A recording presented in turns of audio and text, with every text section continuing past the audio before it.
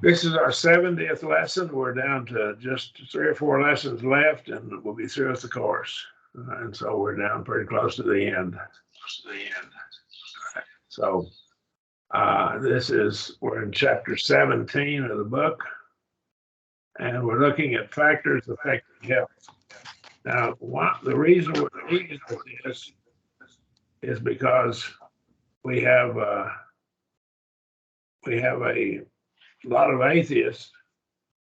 We have a lot of atheists that are agnostics and skeptics, and even some that call themselves old earth creationists that don't accept the idea that the people lived to be nearly 1,000 years old, 969 years for Methuselah, for example. And so they make fun of it and say, well, people just can't live that long.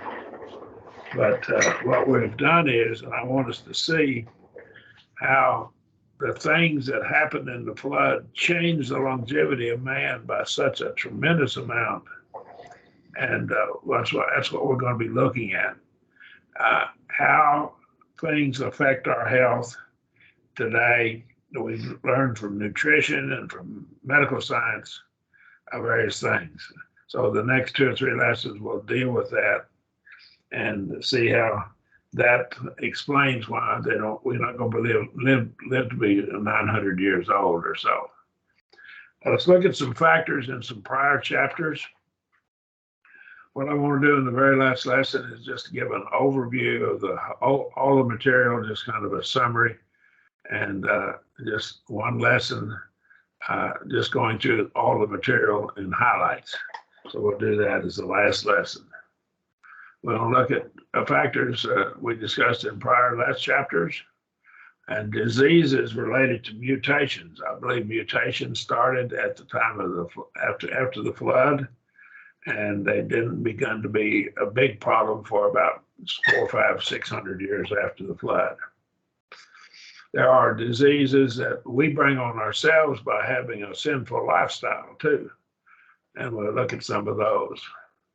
Then we're going to look at the question of microevolution. I believe in microevolution. Macro, M-A-C-R-O, I don't believe in that. Now, micro is are things that we can adapt to. Our bodies can adapt, or we can adapt genetically to it. There's within our genes the ability to have some adaptation, and we'll be looking at that just a bit. It's very limited, and it certainly doesn't go from amoeba to man. It doesn't change species. It doesn't change from man to monkey to a man or anything like that. All right. In prior chapters, we've considered a number of factors that affect health. We've concentrated upon human health here, and that's what I'm going to be doing here, because there's a lot of research been done in that. And there's certainly research in animal health, particularly for livestock growers and people that raise animals for human consumption, such as chickens and cattle and stuff like that. Animals that we eat and animals that we get milk from, and animals we get eggs from, and things like that. So we'll be looking at human health primarily, and I would assume, and I'm not going to prove it, that same principles of health would apply to animals as well as humans. Okay. All right. In this chapter, we're going to consider several other factors that affect our health. Look first at things we discussed in our prior chapters. I think the evidence is sufficient to believe that the antediluvian atmosphere had a greater oxygen content and a higher barometric pressure than we have now. I believe we showed evidence from outside the Bible that this is certainly true. And when we showed this, then that this will affect humans as well as animals. The increased barometric pressure, increased oxygen level would lower the heart rate of animals, allow them to grow larger and to live longer by virtue of that. And it provided a situation where we had bacteria, for example, as long as they're living and assimilating food in an aerobic manner. That's through oxygen processes using oxygen because they have an oxygen environment. They assimilate their food in a more efficient manner. And when they become anaerobic, they run out of oxygen. They shift gears. I like to say that they shift gears. They change from being aerobic to anaerobic, and they go through what's called the pasture point right here. And I'll move my mouse over it. And after Louis Pasteur, he discovered it.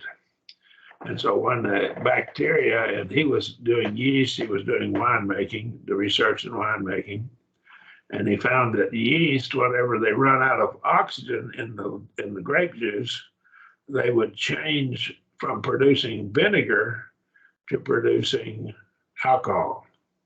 So the wine would become alcoholic instead of being vinegar.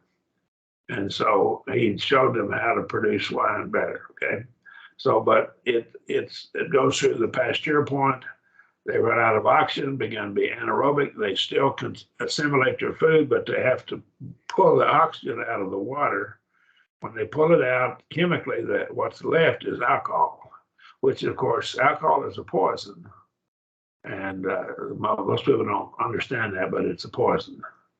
And so here I'm saying certain bacteria that are present in our mouth and intestines and various parts of our body, because we're anaerobic, or we go to an anaerobic state quicker because of less oxygen and lower barometric pressure, we can become ill from these bacteria quicker than we would have before.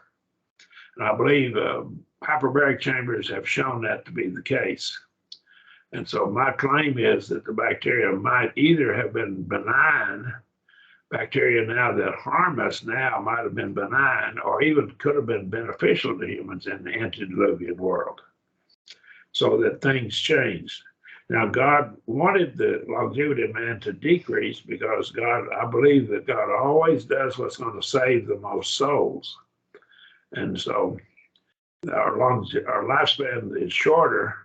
We can see the end of life and we begin to think about death much sooner. And we try to get our lives right with God. All right. We also documented how the antediluvian, of course means before the flood, atmospheric conditions enhanced our abilities to resist certain bacteria, parasites, fungi, and viruses. And we did this through the research that's been done with hyperbaric chambers. And so we found that hyperbaric chambers increase the oxygen, but the problem with hyperbaric chambers is when you decompress, you can get the bends. Now, what happens there is the nitrogen that's in the air forms bubbles, and that can create awful pain, and it can even kill you from it. And so what they have to do is, whenever the person is being decompressed, they have to decompress them slowly. Or what they do in hyperbaric chambers is they have 100% oxygen. Well, 100% oxygen is toxic if you have it too long. So the hyperbaric chambers are not really duplicating antediluvian conditions. They're getting close. They're increasing the barometric pressure, and also they're increasing the oxygen, but they increase the oxygen content too much. But if they only went to 35% and held it there and then decompressed the people over several hours' time, that would be a better measurement. I believe it would actually be far more conducive to health benefits. And I don't think they've tried this, but if they would try it, I believe it would work. Because it would simulate antediluvian conditions. But they found that bacteria, of course, because of the Pasteur point, and they found that parasites and your body can fight off parasites better, and fungi fight them off, and viruses as well even. All of these are fought off due to these enhanced characteristics of more oxygen and a higher barometric pressure. The loss of the water vapor canopy also caused more radiocarbon carbon-14 is called, to be produced. And of course, radioactive carbon can get into your DNA and into your cells and mutate you. So if it happens to be in a DNA molecule, it can mutate the person, particularly if it's in a germ cell, a reproductive cell. So it can cause mutations. And of course, as this happens, mutations tend to build up over time and be transferred to the offspring. The radioactive decay of this carbon isotope, carbon-14, particularly if it were in a DNA molecule, might mutate the organism and pass that on to the offspring. Cosmic rays also produce mutations, and the water vapor canopy that we had before the flood, if my model is correct, protected the antediluvian men, and by men I mean humans, and other organisms such as dinosaurs and other animals from the damaging effect of cosmic rays. And so that would tend to stop them, and there would be a shield to stop them more, it'd stop more of the rays. We had documentation of what scientists claim 3 meters of water would do. And so that would be more than enough for the chamber. That is, if we more than doubled the barometric pressure, we'd have to add a considerable amount of water vapor into the upper atmosphere. I'm going to hypothesize, this is my theory, that regarding the sun and solar neutrinos, all as well.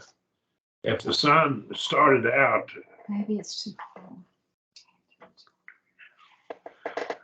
If the sun started out producing light by gravitational contraction, if it did, then what we had is there was no nuclear fusion to produce neutrinos.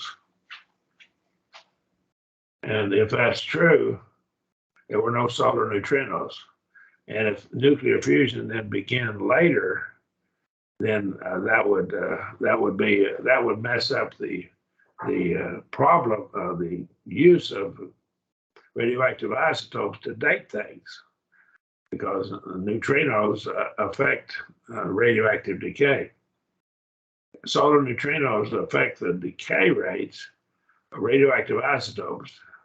This would cause all the radiometric dating techniques to be flawed. And if that's true, so my model is that the possibility that this occurred. He's shown that their whole method of dating is flawed anyhow, because they have 4 variables, they only know 2 of them. And if the sun began producing light by solar contraction, and the heat produced later began to produce heat by the later was produced by nuclear fusion, or some of it by nuclear fusion. Now remember, they don't have enough solar neutrinos for their model to be totally about fusion. So I think it's probably a combination of a nuclear fusion and solar contraction. Again, the solar neutrinos do affect the decay rates of radioactive isotopes, and they would cause all the radiometric dating techniques to be flawed, in addition to other things, other reasons. Now, tidal waters rotate, amphidromic, and it's from amphidromos, the Greek word amphidromos, which means to circle, and that's like an amphitheater. Amphi is a preposition in Greek that cannot be separated out. It's always attached, but and it never can be separated. So it's kind of a unique preposition.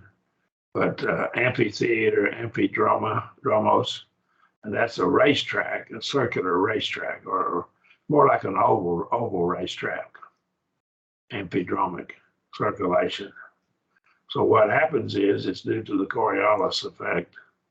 We won't go into that. We talked about that a little earlier, but let me illustrate this. Whenever they shoot a projectile, like an artillery projectile, they have to take into account the rotation of the Earth whenever they shoot it, depending on which direction they shoot it, because the rotation of the Earth will actually change where it is, and it won't it won't go straight, it'll go in a curve. And if if this amphidromic circulation, that is, the waters rotate, they rotate around in a circle due to the Coriolis effect, and the flood is mostly from tides. And the tidal flood, then the rotating water separated the various minerals into layers, like the panning for gold.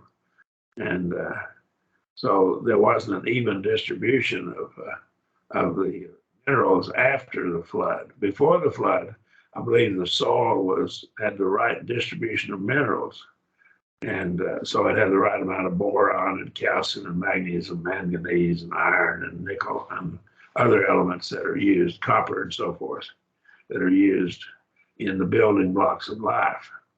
And so the plants were virtually had almost super fertile soil compared to what we have today. Here is the amphidromic points and nodes we have in the earth. And so here's Australia right here. Right over here is the United States, North America, Canada. Here's South America, and there's Africa over here, Europe, Asia. This would be in Africa here. Here's the Mid East. There's the Mediterranean Sea. So right here, you can see these nodes, and this shows from where these come out. So this goes in a circular pattern. These tides move in a circle. They go in this circular arrangement here. These nodes are points where there won't be any tides right in the nodes at these points here. So the tides are variable depending upon where they are, and they're caused by mostly by the moon, but the sun affects, and even Jupiter has its effect, and planets like Mars and Venus can also affect the tides. Very, very little, but a slight effect. Mostly it's the moon, and the second most important is the sun. Okay. We know the moon is on a 28.5 degree tilt above the Earth. So it's above, and so it circles around like this around the Earth. And I would argue that it might have been right here in the ecliptic plane. If we take this line and project it right through the center of the sun, that's called the ecliptic plane, all the way through to the sun over here. And so it's about a 28.5 degree tilt above the ecliptic plane here when it's out here. And then over here it's down below it. So it circles around like this around the Earth. And I think that the planet Mercury that caused the flood, that's my conclusion, that this planet pulled it out of it might have been in the ecliptic plane originally. It might have been used for dating things and so forth. Now the tides would have been different before because the bulge of the tides would have been in different places as the moon moved around in different places. Okay, so the tides caused by the moon. Now, of course, we have tides caused by the moon, and Venus is involved a little bit, but the sun is also involved. So we have different things hanging together to cause it. Soil in some parts of the Earth, soil has more, and it should be has to have this, and I should put soils plural, have more of a given mineral. For instance, copper in Chile, the country Chile has an excess of copper. They have a lot of copper. They mine copper there. And there's some parts that are very little of that mineral. For instance, there's very little copper in the soil in Australia. So we have a lot of copper in Chile, and we have just a little bit in Australia, not as much, not near as much. And the soil in Australia generally has a deficiency of copper, and it makes it harder for plants to grow because of that deficiency. Soil that was depleted of this mineral would not have this mineral to supply the plants growing in it. Now, copper is needed by plants, and some plants, copper deficiency is harder to grow than other plants. Some plants can handle it, and others can't handle it as much, and it's really hard on them. They just can't even live and reproduce very well. And so that's a problem with them because the copper is involved in some of the biological processes. And so when they don't have it, it's plain. If it's not in the soil, it's axiomatic, self-evident truth. If it's not in the soil, it can't be in the plants. And so whenever we see that, we say soils that are deficient in copper don't have much copper in the plants because the plants, some plants can go ahead and pull the copper out and get more copper to get what's there. But if it's not there, they're not going to get anything. It's not going to be there. Or if there's not very much, they may not have enough. Most soils throughout the whole world, worldwide, are deficient in zinc. They don't have enough zinc in the soil for the plants to be as healthy as they should be. So somehow the zinc has been taken away. Now, I know in Oklahoma, in the northeastern part of Oklahoma, the state of Oklahoma in the United States, they have zinc mines in a place called Pitcher, Oklahoma, which had been abandoned because it had lead and zinc both in there. And large amounts of this are found in that location. And I would say these probably spun off during the flood due to the spinning motion of the waters and put it in layers. I will tell you, they've discovered, and the Spaniards learned this back in the 1500s, and they found copper in Texas and Oklahoma, from about Elk City, Oklahoma, to Paducah, Texas. If you can find those still on the map, those two cities or towns on the map, you can get a region there about the shape of a football, an oval shape somewhat. And so that region there has a lot of copper in it. And they've mined that copper, and they've estimated that they have enough copper in that soil to supply the United States for 200 years. It's just not high-grade ore. But the Spaniards mined it until the Comanches began to use horses and became great warriors across the Great Plains of North America. And so they killed the Spaniards, and so the mine stopped. But they did mine it here for several years in Oklahoma at a place called Duke, Oklahoma, around Duke, Oklahoma. And so they also found in the soil a region kind of football shaped also, kind of like the spinning motion that would come from spinning motion of water. Large amounts of gold in the soil from about Ada, Oklahoma, up to near Joplin, Missouri. And there's a high amount of gold in the soil, in the surface soil, for several hundred feet down. And this was discovered. Again, it's probably not sufficient to mine it at this point, not sufficient amounts, but there's large amounts of gold in the soil.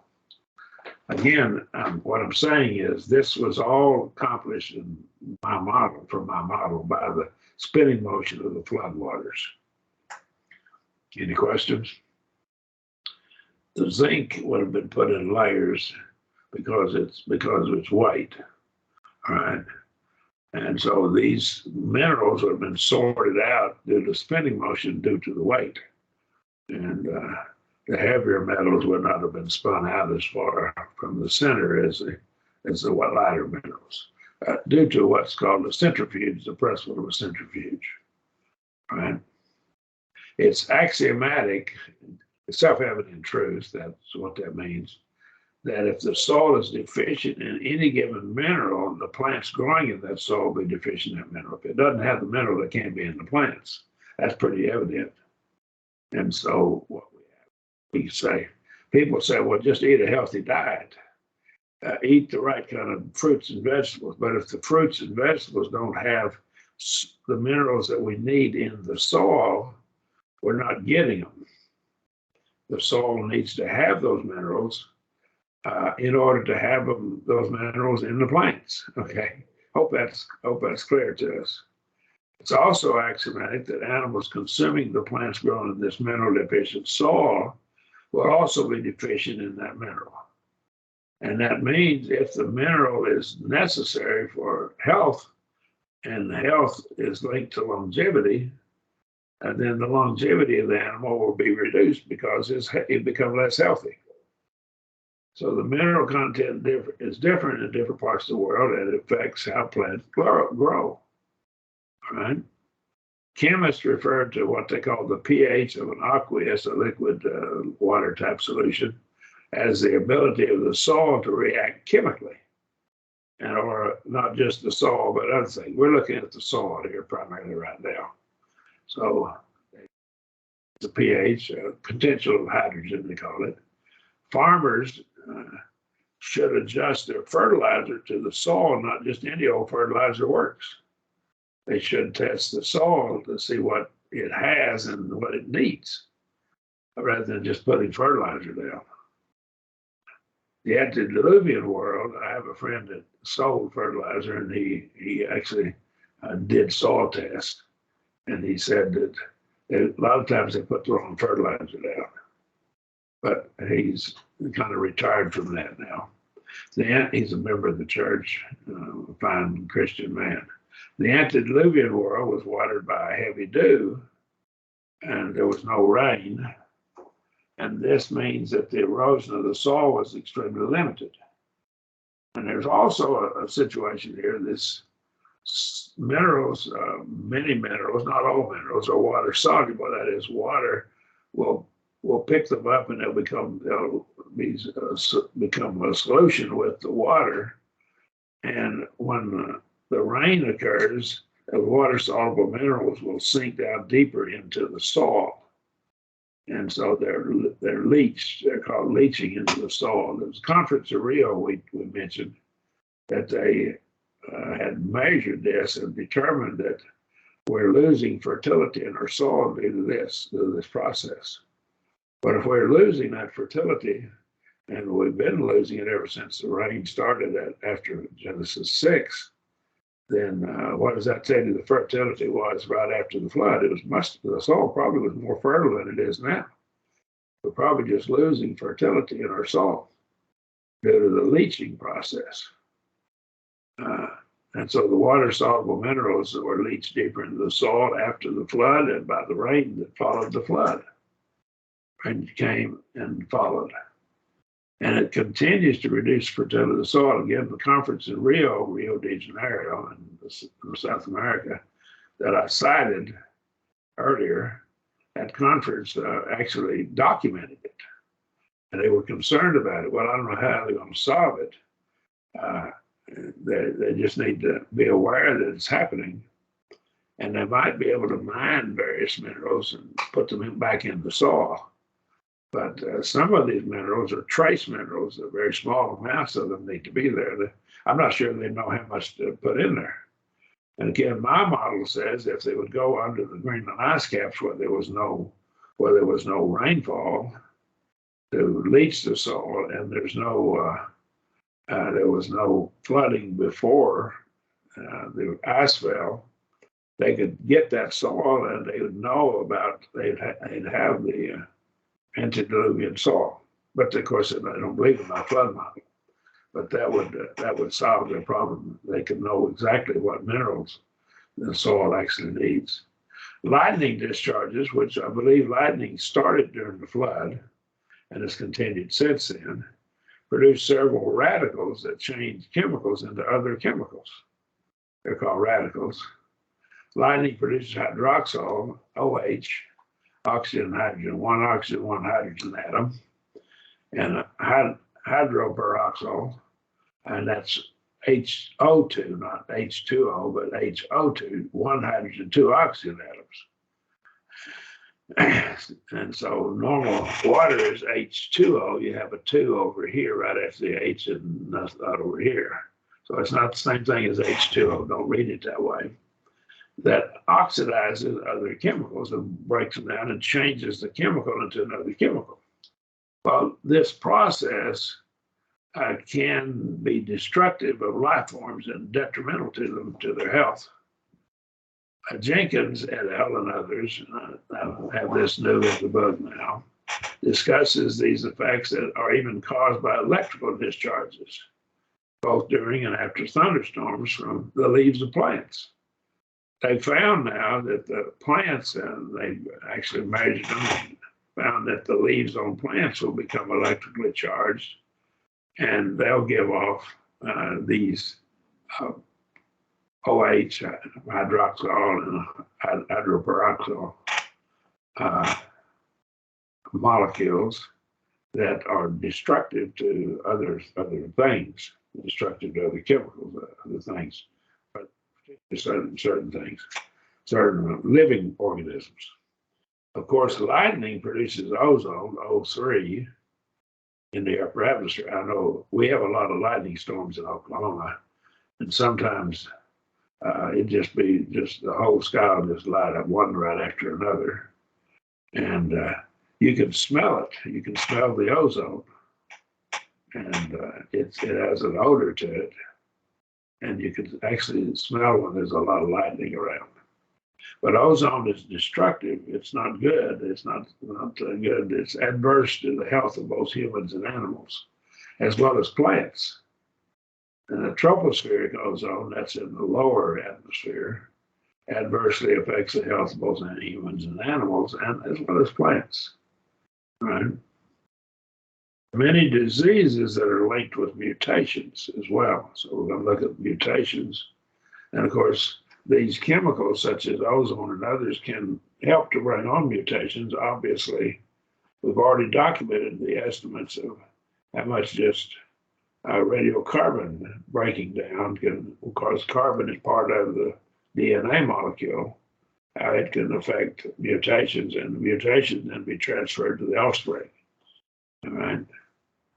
As one would expect, some of these mutations are race specific. Now, by that I mean that the mutation could have occurred after the flood, after the Ham, Shem, and Japheth's offspring spread out to different parts of the world, so that the people in places like, for instance, China, could have been mutated. One of their ancestors mutated, and that mutation occurred after he came to China, and so that mutation would not be found in, say, Africa or Europe, or maybe even the Americas. So they could be race-specific, and some are race-specific mutations. Sickle cell anemia is mostly found in those of African heritage. And so it's strictly an African disease, or primarily it occurs in African people with African heritage. Cystic fibrosis is largely limited to Caucasians, and it's the most common hereditary disease for Caucasians. I think probably sickle cell anemia is probably the most common disease or problem, hereditary disease, that's found in those of African heritage. There's a link to a website, and I'm going to give it to you, that lists several common hereditary diseases. Now, you can follow this through yourself, but I believe that you'll find that these sometimes will be to a certain group of people. And here's that link.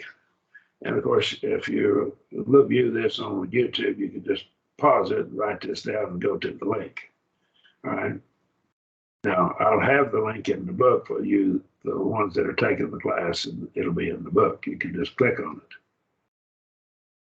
Genetic diseases are usually listed in 4 categories: a single gene inheritance, multifactorial inheritance, and chromosome abnormalities, and mitochondrial inheritance. That's through the mother. And so the inheritance can come in different ways. We're not going to get into all of these, but I just want you to be aware that this gets a little bit complicated, but all I want us to be aware of is mutations, I believe, started after the flood. Now, why do I say that? I say that because if we start with 2 people, their offspring have to marry one another. Now, even the atheist starts with 1 man and 1 woman, for crying out loud. They do too. And they get their mutations. They claim the mutations are how that we evolved. Well, mutations are almost all detrimental. The probability of them occurring and being good mutations is almost 0. And so we just don't get it to occur. Now, sickle cell anemia, for example, does have an advantage in 1 or 2 instances. It helps a little bit in fighting off malaria. Doesn't fight it off completely, but it makes it more resistant to malaria. And it may be that only the people with sickle cell anemia have developed this through microevolution. Might not even be the sickle cell anemia doing it, but it might be just coincidental. But there seems to be some relationship there. But the finding of beneficial mutations is almost impossible to find. You just can't find them. Now, if they were living to be 1,000 years old, they couldn't have been very mutated. They had to be marrying close relatives. The offspring of Noah had to interbreed. They had to intermarry. You had to marry, at the very worst, a cousin. The very best, it'd be a cousin, the first cousin, in that first generation afterwards. And some of them were maybe marrying brothers and sisters. And so they couldn't have been very mutated, because those mutations would have really got to them right quick. So I would argue they could not have been mutated from my flood model, and they were living to be, Shem lived to be 600 years old, and Arphaxad, I believe his son, was 525. So they were living long periods of time after the flood. Well, a single gene inheritance and multifactorial chromosome mitochondria, all of these began to come into play.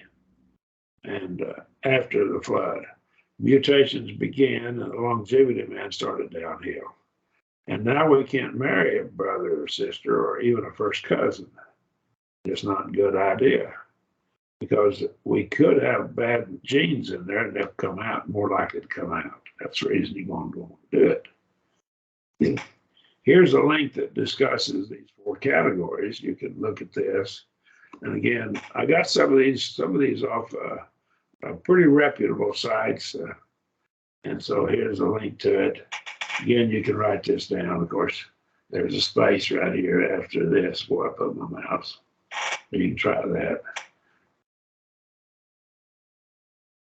However, some diseases are related to lifestyles. So we get them to lifestyles. We have here related to mutations. Look at the top of the screen. Now we're going to change to your lifestyles. A sinful lifestyle has negative consequences to your health. And we're not even going to get into all of it, but I could go on with this. I have lessons where I study it and document it. For instance, when people tell a lie detector can find it. How? Because your blood pressure changes, your physiology of your body changes when you tell a lie. All of that adversely affects the body, and it has a negative effect on your health. And various sinful actions do this. Even lying, as we say, lie detectors can sense things. Some diseases are transmitted, and they're called STDs, sexually transmitted diseases. Sometimes STIs, sexually transmitted infections. You see it both ways. And I'm just going to call them STDs for right now. And they're transmitted through sex acts. Now, if everyone were monogamous and everyone was a virgin when they got married, these diseases would stop immediately. They would stop. And I don't know how they got started in the society, but there's some theories that people had sex with animals and picked up some of these diseases, spread them. There's some theories about that, and that other things happened. Okay, we don't know how they came about, but these are consequences of sinful activities. There are about 25 known sexually transmitted diseases. We'll consider a few of them here, not all of them, and I'll have links for it. Gonorrhea, for example, is linked with several health problems: pelvic inflammatory disease, PID, and infertility. It scars the fallopian tubes, and women then have trouble having babies, and they become infertile. That's not to say that all women who have fertility problems have had gonorrhea, just to say that's something that can cause infertility, not the only cause of infertility. Be aware of that. Chlamydia is linked with several health problems. There's, again, pelvic inflammatory disease, PID, ectopic or tubal pregnancies, a pregnancy in the fallopian tubes, reactive arthritis, a higher rate of ovarian cancer, increases it considerably. And as a side point on this, a higher rate of ovarian cancer, not saying that everyone who had ovarian cancer had chlamydia, just saying that the rate of infection, the people who are infected with chlamydia, women who have a much higher rate of ovarian cancer. Now, there's a lot of women who get ovarian cancer that didn't have chlamydia. Keep that in mind. So we have a higher rate of it.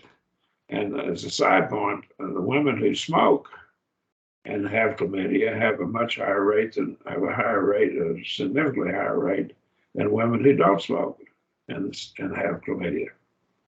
So again, smoking or other activities such as that can actually create other problems for other diseases.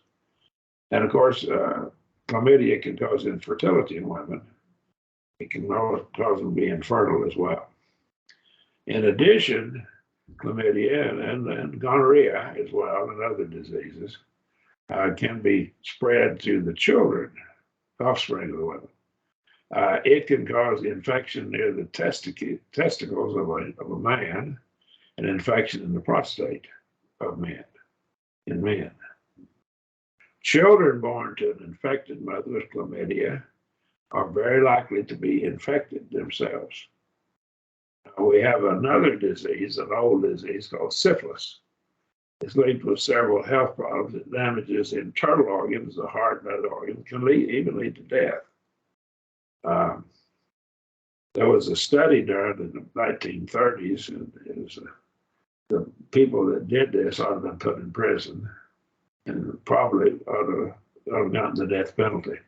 But they took men that were black men, African Americans, and who had syphilis, and they didn't treat them. They just let it run its course and see what would happen. And those men that did that, they should have been put in prison, and actually should have been probably given the death penalty for what they did. That's a shame. It's a shameful thing that what they did. But they found syphilis has a lot of adverse health problems, and of course it can be transferred to the children. When I was born, my birth certificate shows that they put a silver solution in my eyes to keep me from getting venereal disease from my mother. That was standard procedure. And so they did this, and they put a silver solution into my eyes when I was born. My birth certificate shows that they did it. Not that my mother had a venereal disease, but they did this to all of the babies that were born. It was standard procedure. It can be passed on to the child. Of course, syphilis can, and gonorrhea and chlamydia can as well. Infected.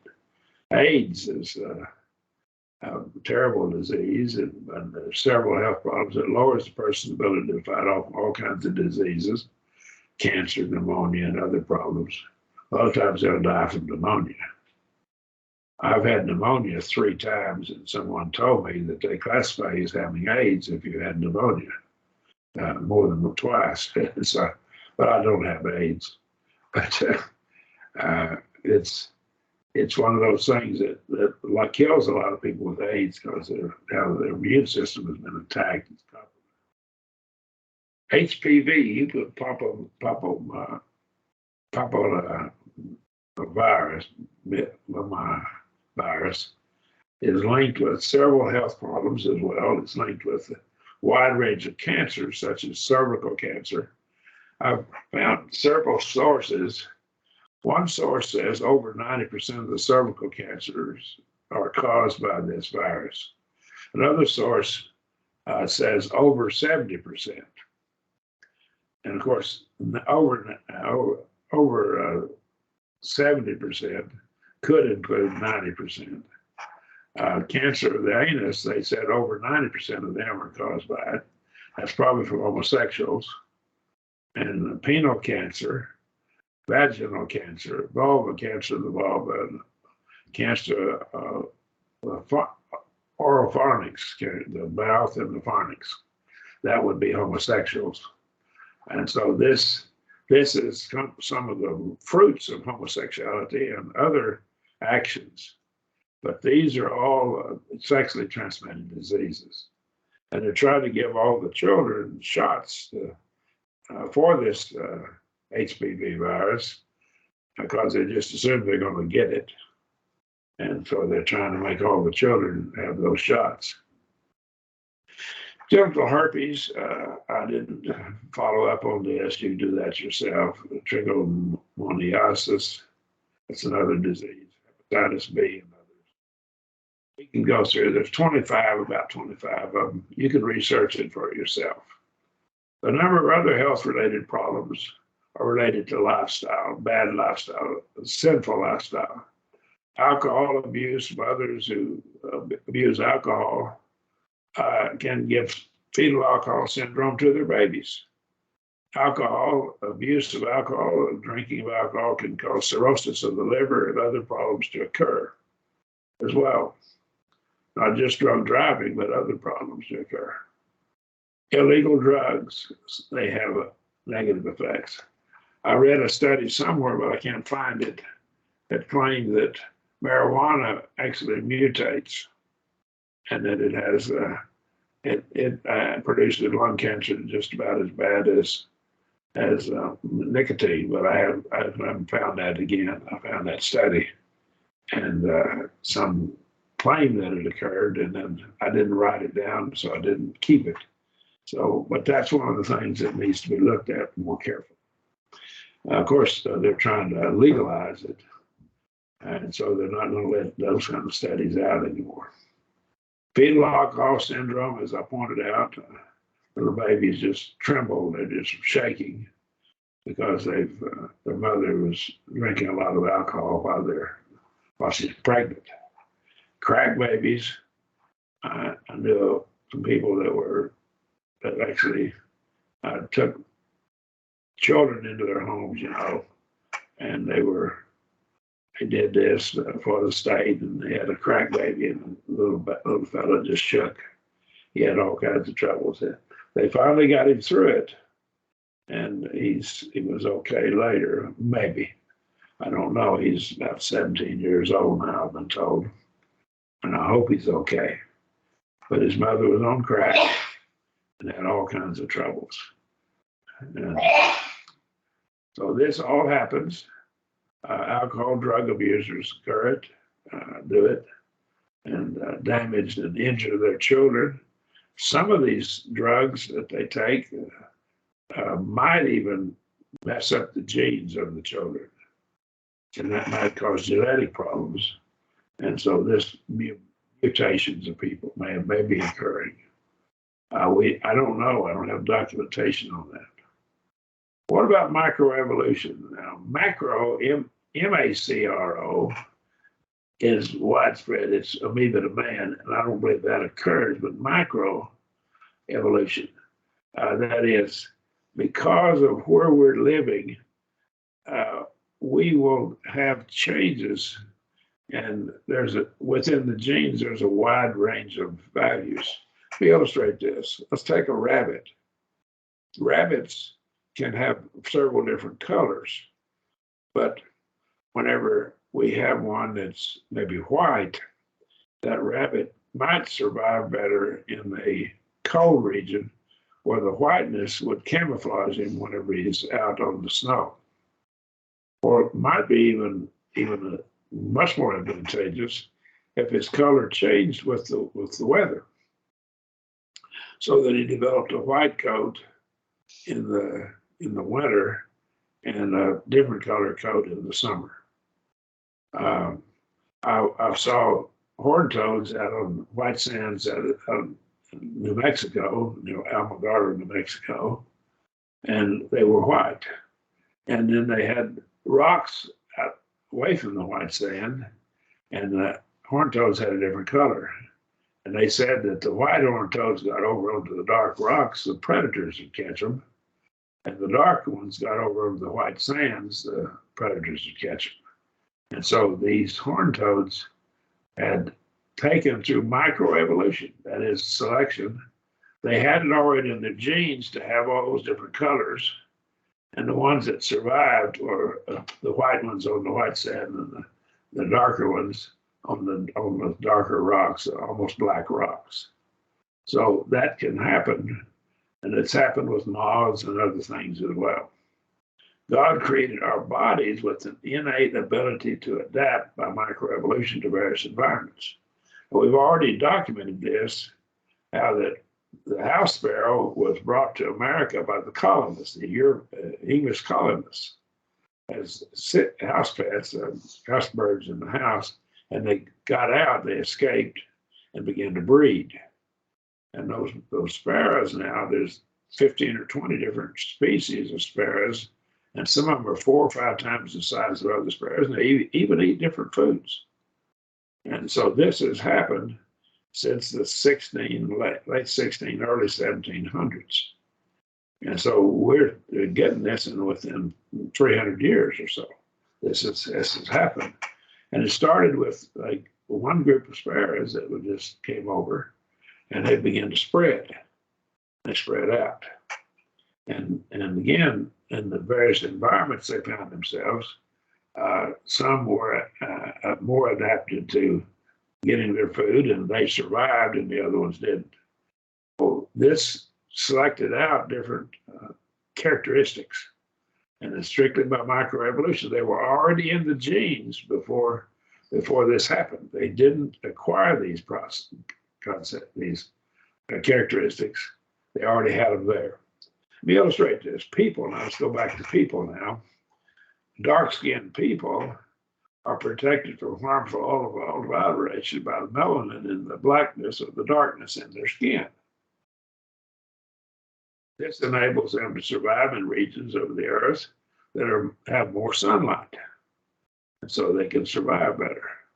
However, the larger amounts of melanin reduces the amount of vitamin D3 that the skin produces because it stops the production.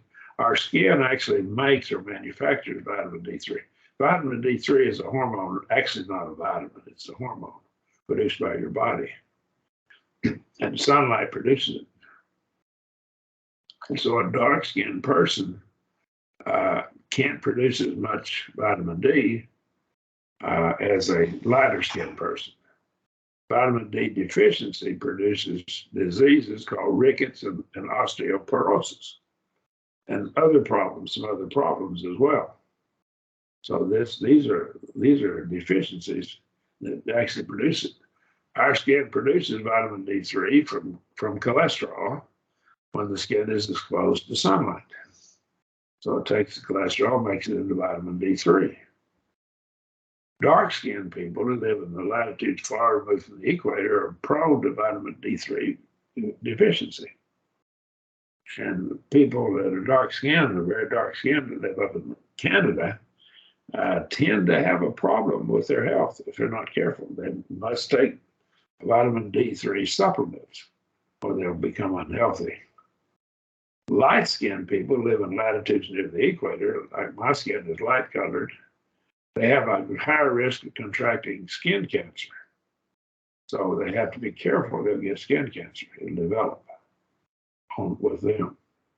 Light-skinned people who live in latitudes far removed from the equator, however, generally do not experience vitamin D3 deficiencies, not as readily as dark-skinned people, because they produce it more efficiently because they're light-skinned. Our immune systems require vitamin D3 to operate efficiently. And so the different colors of skin help us to produce it, not have the cancer produced by too much. Vitamin D3 is essential to the body to absorb calcium and magnesium, both of which are essential to your health. Let me illustrate this. When a muscle contracts, like you close your hand, it takes calcium to make you contract or close your hand. You have to use magnesium now to open your hand back up to relax the muscle. So the muscle contracts with calcium and some other chemicals, and magnesium is going to relax it. So your heart has to have both of those because it's contracting and it's going back and forth all the time. And so if you have a lot of cramps, you probably have a magnesium deficiency because your body muscles are contracted, but they won't relax. So it's probably a magnesium deficiency. Okay. Most likely that's what it is. Take a magnesium capsule and the cramp will go away. All right. But that's another question for another time. Vitamin D3 helps with arthritis as well. There's a source that I cited. But you have to have vitamin D3 or your body can't absorb the calcium and magnesium you need for your muscles to relax and contract and relax. And your heart has to do that constantly or you'll die. So you've got to have all of these essential. Boron is useful also in this process as well as some other chemicals. People with an RH factor negative blood, now I have an RH positive blood, are resistant to chikungunya fever. I think I pronounced that right. And here's the source. And I've never heard of that fever, but I've studied it a little bit now. And so it's prevalent in some parts of the world, but if they have a negative blood, they're more resistant to it. So RH negative blood types survive better than RH positive blood types in places where this fever is prominent. So what this does, it selects out the negative blood types, lets them survive. And so probably more of the people are going to be having negative blood type. So now they've been selected by microevolution to this particular blood type. All right. ABO gene is present in type AB and AB blood, but not in type O blood. It's linked with several health factors. And so the O type blood doesn't have these health factors. So this gene has some problems with health. I'm A positive blood. I have this ABO gene. So the Penn medicine that I cited here will tell you what those sources are. People with O type blood are more resistant to malaria, according to Rao. And so O type blood are more resistant. That's not saying they don't get it, but they're more resistant to it, and they tend to survive it better. So probably malaria, a place where malaria is prevalent, will sort out and have more people with O-type blood. On the other hand, people with O-type blood are more susceptible to cholera, okay? And people with other types are not as susceptible to cholera. Cholera is a deadly disease as well. So again, your various blood types can give you some help from certain diseases and make you more susceptible to others. So again, microevolution would select out if a place had a lot of malaria, the O-type blood type would probably be more prevalent because the other ones would suffer or die from it more readily. And if you had cholera problems, the O-type blood would be less prevalent. So the people would be selected out just by virtue of having died, not having offspring. Look at other factors. We can follow this up, and I'll do this next week with some other factors for us. Do you have any questions? Anybody?